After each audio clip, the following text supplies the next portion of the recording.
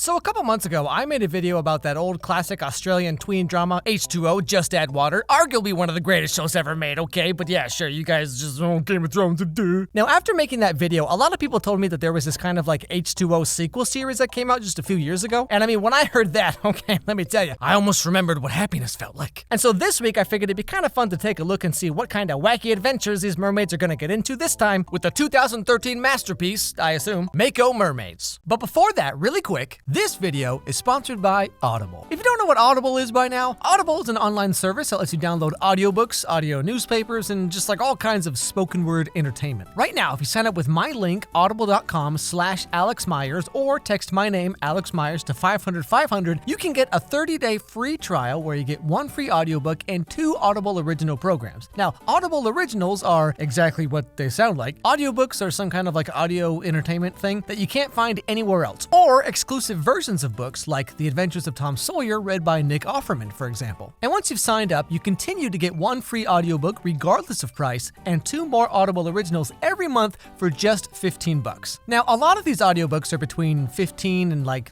$30 anyway, so you're actually saving quite a bit of money by signing up. And here's the thing, whatever audiobooks you download, even the free one you get with the 30-day free trial, you get to keep forever, even if you cancel the membership. So like, you literally have nothing to lose. As always, I would recommend The Power of Habit because almost everything we do, from sleeping to eating to studying to making YouTube videos, everything comes down to our habits. And by understanding and changing those habits, really you can do almost anything. So once again, sign up with my link, audible.com/Alex Meyers, or text my name, Alex Meyers, to 500-500, start your 30-day free trial, get your free audiobook. I mean, come on. Okay, back to the show. So we start off with these 2 high school kids out and about somewhere in Australia, having a little fishing trip, you know, trying to catch like a shark that breathes fire, or I don't know, whatever they have over there. But what they don't know is right beneath their boat are some mermaids who aren't real fond of what these guys are doing at the moment.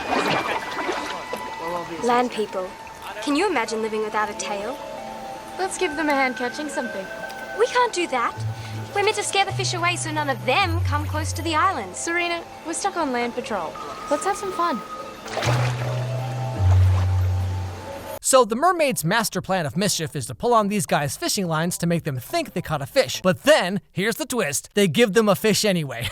Okay, I mean, classic mermaid shenanigans, am I right? But anyway, so after giving them a fish, the mermaids hope that this will somehow persuade them to go home. But in a shocking plot twist, the 2 guys actually just keep on sailing right over to Mako Island. Now, the mermaids really don't like this because, I mean, the last thing anyone wants in their house is the guy in jean shorts. But you know, as I recall, back in the original H2O, those girls didn't even want to go near that island because no one goes there. It's surrounded by sharks and reefs and mangroves. And these 2 Dukes of Hazzard are just over here like, well, hey, we survived like 16 years in Australia, okay? So, I mean, I'm pretty sure I'm invincible or something. So they dock their boat and head off to the island for some dude camping time. Cooking marshmallows and peeing in bushes and doing stuff that cool guys do. Now, the mermaids are upset enough just by having these 2 guys there in the first place, but also, you see, that night is the full moon. And as any real fan of H2O could tell you, the full moon is a pretty big deal in the world of mermaids. The boat's still here. They're staying on the island. Can you relax? So we broke one stupid rule. Keep telling yourself that. No, I'll keep telling you, okay? Land people come on Mako all the time. Not when it's a full moon and the pod is celebrating. Oh, so what? Come on, please. It's not like anyone's gonna see anything. So, flashing back over to the guys, they set up camp and start having one of those deep existential conversations, you know, that teenage boys have when no one else is around. So where are the chicks? But anyway, so before they go to sleep, this guy, whose name is Zach, by the way, probably should have mentioned that earlier, heads off into the jungle to go to the bathroom. Now, on the way, wouldn't you know, he finds a mysterious glowing cave in the middle of nowhere, typical Australia, and of course just walks right in because, I mean, hey, at this point, why wouldn't you?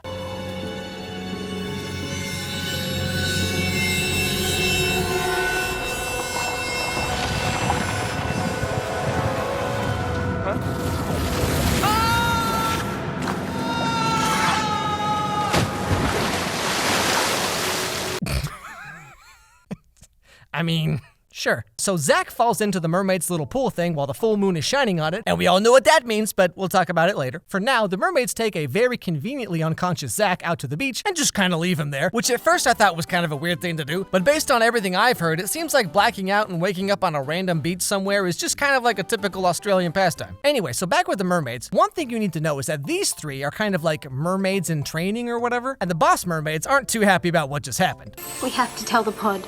Are you crazy? There's gotta be a better way to handle this.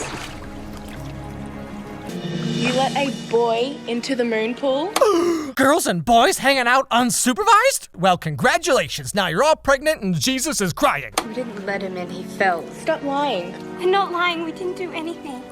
Please don't tell the pod. So the next day, Zach and his friend head back to wherever they came from, and the mermaids follow Zach to see if anything magical happened. And if it did, make sure he don't say nothing to nobody. But just a quick little aside here, being one of these actresses must have really sucked because, like, they're just wet all the time. Like, every scene they do is them in the water with these big mermaid tails. Like, that's gotta be rough. Anyway, so Zach docks on the shore, and suddenly, things are starting to get a little weird. Don't worry, I've been here before and no one's seen me.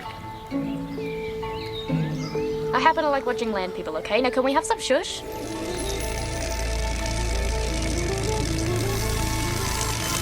I mean, that's kind of cool, I guess, but like every guy can do this, just not with a faucet, but you know what I mean. Anyway, so Zach is kind of freaking out, and he tries to do it again with a hose, maybe a little too enthusiastically. So he falls in the water, and you'll never guess what happens.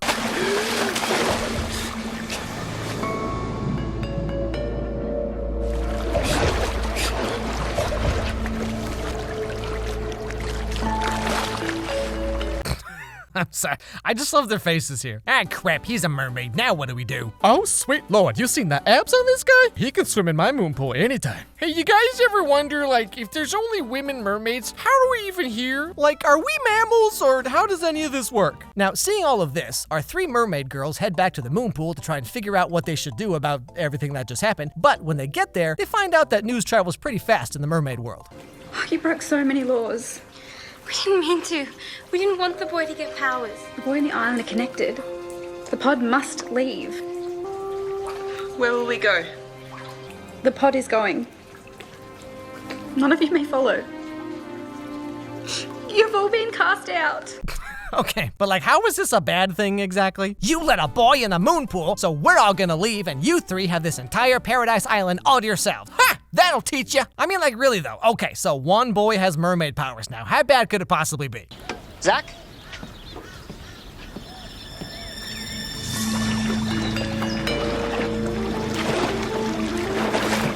You've got a tail.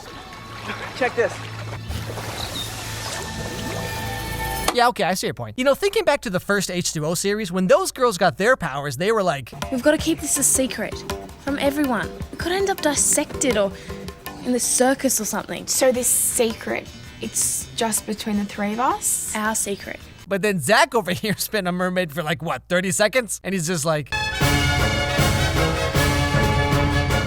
But anyway, so then the episode ends with our three mermaids trying to figure out what they should do now with their newly acquired no responsibilities and endless free time.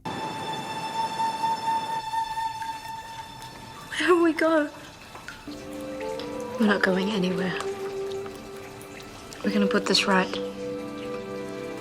How? Well, let's just say someone might be getting a pair of cement shoes for Christmas, if you know what I'm saying. And then the show goes on for 3 more seasons where Zach's friend also wants to be a mermaid, and then he tries to like take over Mako Island and they all stop him. And then we also learn that Zach has a long-lost mermaid sister. And then there's this like Chinese water dragon that's gonna destroy Mako Island for some reason. And then Ricky from H2O shows up and helps them stop it. And during all this, everyone has crushes on each other. And I mean, you know, it's basically the perfect show. Now, of course, the whole thing is up on Netflix, so if anyone needs me, I'll just be right here all weekend.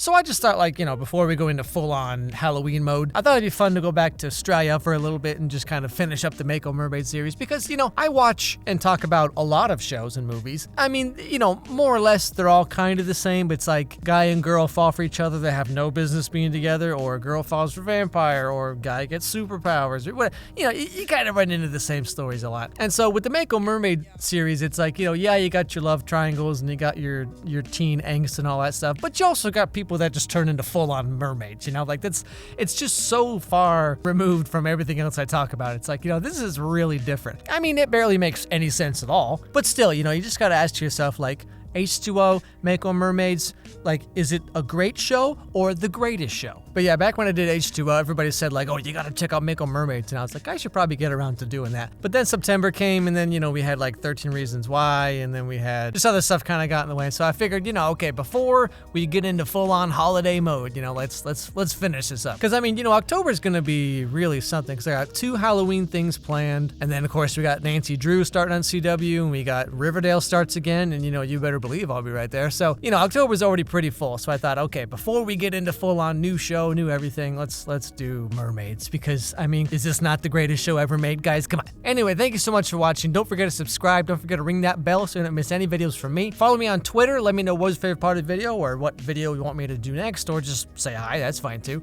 Follow my dog Charlie on Instagram, Charlie Meets Pumpkin. And above all else, everybody have a great day, and I'll see you all next time.